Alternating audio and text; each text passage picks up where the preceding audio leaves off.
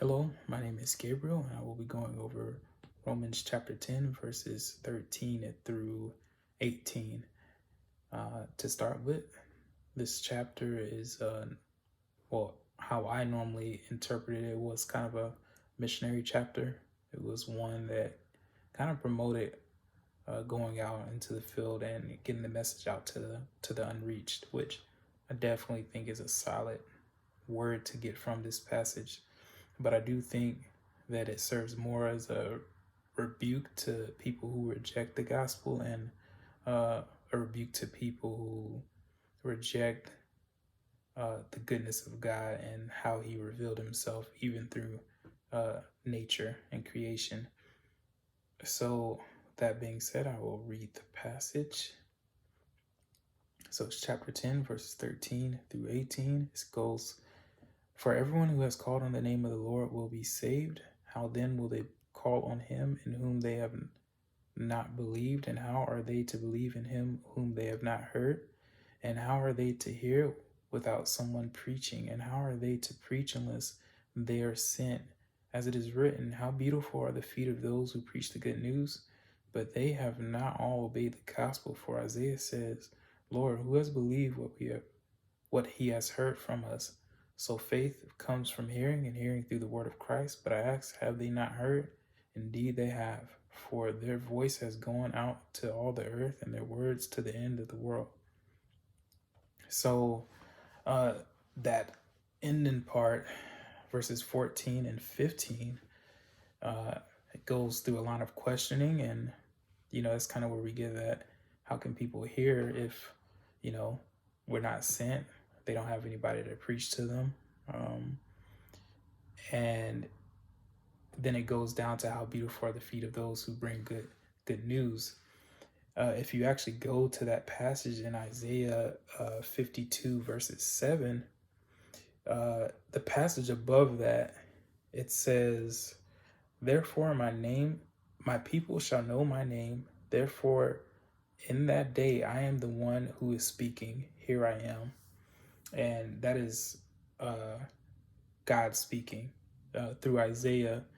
And then it goes into that verse of how beautiful are the feet of him who preaches the good news. It actually changed to the singular when you get to Isaiah, and I believe it's talking about Jesus himself. Of course, I think Paul changed it and kind of uses it for the Spirit working through the church. So I definitely think that's a proper reading, of course, also. But I do think this shows how God is the one who ultimately goes out to proclaim his goodness out into the world. And it shows that ultimately Jesus went out to proclaim that goodness because Israel and the prophets, they weren't enough for most people, which I think kind of trickles down. And it's the same thing into this day. People have heard of Jesus. They have ample opportunities, and even those who have not heard specifically of Jesus and the gospel, uh, the ways have been known to them through creation. And that's where um, you go back to the verse that says, "But they have not all obeyed the gospel." For Isaiah says, "Lord, who has believed what he has heard from us?" And of course, he's quoting from Isaiah again, where it says, "Who has believed our message, and to whom has the arm of the Lord been revealed?" And even to this day, people can hear the message of Jesus. They can, and it's a joke or it's something they've already heard before. They immediately reject it, and it's this thing where the gospel is being preached. And so, in verses 17 and 18, where it says, "So faith comes from hearing, and hearing by the word of Christ. But I say, surely they have heard. Have they?" And then it says, "Indeed they have. Their voice has gone out into all the world, and their words to the ends of the world." And that is a quote from Psalms, as most know. And it's that split of everyone has heard in some way about the gospel. And to read Psalms 19 verses 1 through 4. The heavens declare the glory of God, and the sky above proclaims his handiwork. Day to day pours out speech, and night to night reveals knowledge. There is no speech, nor are there words whose voice is not heard. Their voice goes out through all the earth, and their words to the end of the world. And them he has set a tent for the sun. And this is kind of showing us that God's goodness is revealed through creation, and those who are just on an island all alone, and somebody hasn't come out to reach them, God himself will reach them, and he has reached them in certain ways. And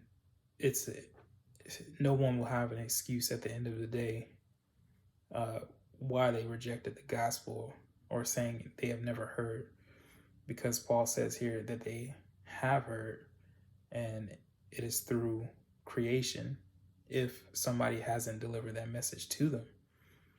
So we see actually in Romans 1 verses 19 through 20, it says, "For what can be known about God is plain to them, because God has shown it to them. For his visible attributes, namely his eternal power and divine nature, have been clearly perceived ever since the creation of the world and things that have been made. So they are without excuse." And so at the end of the day, everyone will get the gospel. It is our job to proclaim the gospel ourselves, but we shouldn't fear that somebody out there hasn't got it. We shouldn't be dismayed, and we should know that God seeks out people better than we ever could, and we should be able to give an answer to the atheist who approaches us saying those things. And we should also be encouraged knowing that nobody's going to be without an excuse. Everyone's going to get a chance to hear about God. Thank you.